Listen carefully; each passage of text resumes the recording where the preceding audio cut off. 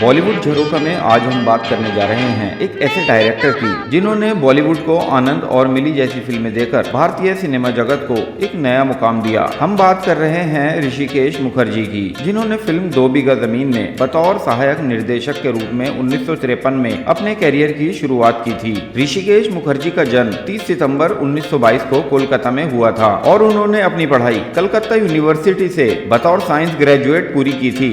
Director Rishikesh Mukherjee ने भारतीय cinema को कई यादगार फिल्में दी हैं। साथ ही अपनी शर्तों पर फिल्मों का निर्माण करने वाले इस डायरेक्टर ने कई स्टार्स को लताड़ भी लगाई थी। बाबू मोशाय, जिंदगी बड़ी होनी चाहिए, लंबी नहीं, यह सदाबहार डायलॉग वर्ष 1971 की फिल्म आनंद का है, जिसका निर्देशन ऋषिकेश मुखर्जी ने किया था। भारतीय सिनेमा के सर्वश्रेष्ठ निर्देशक ऋषिकेश ने भी अपनी जिंदगी को इस डायलॉग की तरह ही जिया। अभिमान, गुड्डी, गोलमाल, नमक हलाल, चुपके चुपके और अनुपमा जैसी क्लासिक फिल्में देने वाले ऋषिकेश ने कई संवेदनशील मुद्दों पर फिल्में बनाई। हालांकि वह सिनेमा जगत में एक तेज तर्रार निर्देशक के रूप में प्रचलित थे। हर एक सीन को बारीकी से फिल्माना और कभी भी उसमें परिवर्तन कर देना ऋषिकेश की खासियत थी। वे दर्शकों को हंसाते हंसाते जीवन के कड़वे सच से वाकिफ कराते थे। अपनी फिल्मों के जरिए लोगों को जीवन के प्रति सकारात्मक नजरिया देने वाले ऋषिकेश जी अब इस दुनिया में नहीं हैं। हालांकि वह अपने काम के जरिए आज भी अमर हैं। ऋषिकेश मुखर्जी किसी भी कलाकार को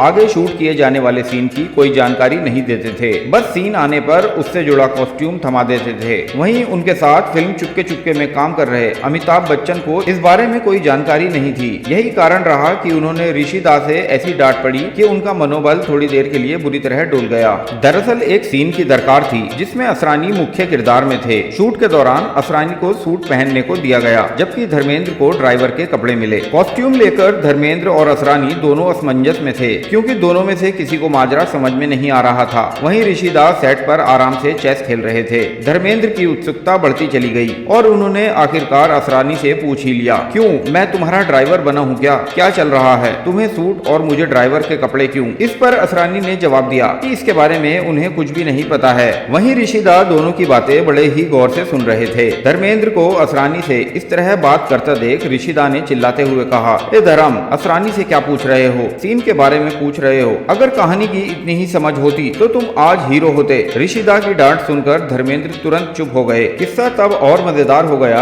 जब इस पूरे वाकये से अनजान अमिताभ बच्चन ने असरानी से सूट वाला माजरा पूछते हुए कहा, तुम आज सूट में कैसे? किसका ऑफिस है ये सेट पर? अमिताभ को धर्मेंद्र से भी बुरी तरह लताड़ पड़ी। ऋषिदा ने तिलमिलाते हुए कहा, ए अमित, तुम क्या पूछ रहे हो, सीन या कहानी? धर्म, बताओ अमित को, जैसे मैंने तुम्हें बताया है। तुम लोगों को अगर इतनी ही समझ होती तो आज तुम लोग फिल्म में हीरो नहीं होते, डायरेक्टर होते। चलो काम पर। उस वक्त ऋषिदा की डांट भले ही कलाकारों के दिल पर लगी, लेकिन चुपके चुपके जब पर्दे पर रिलीज हुई तो बॉक्स ऑफिस पर बम्पर कमाई करने में सफल रही। साथ ही इसे क्लासिकल हिट करार दिया गया। ऋषिकेश मुखर्जी ने अपनी फिल्मों के माध्यम से एक कलाकार को स्टार और फिर सुपरस्टार बनाया, जिसमें अमोल पालेकर, धर्मेंद्र, अमिताभ बच्चन और राजेश खन्ना जैसे नाम शामिल हैं। बेहतरीन काम के लिए वर्ष 2000 में ऋषिदा को दादा साहब फाल्के अवार्ड से सम्मानित किया गया था। इसके बाद उन्हें 6 वर्ष तक लगातार 1961, 1967, 1970, 1971, 72 और 1981 में सर्वश्रेष्ठ फिल्म का राष्ट्रीय पुरस्कार मिला। इतना ही नहीं, उन्होंने सर्वश्रेष्ठ एडिटिंग, सर्वश्रेष्ठ कहानी और सर्वश्रेष्ठ स्क्रीन प्ले के लिए कई अवार्ड और सम्मान अपने नाम किए। आज ऋषिदा हमारे बीच नहीं है। 27 अगस्त 2006 को मुंबई में उनका निधन हो गया था। बॉलीवुड झरोखा बॉलीवुड में उनके शानदार काम के लिए उन्हें सलाम करता है।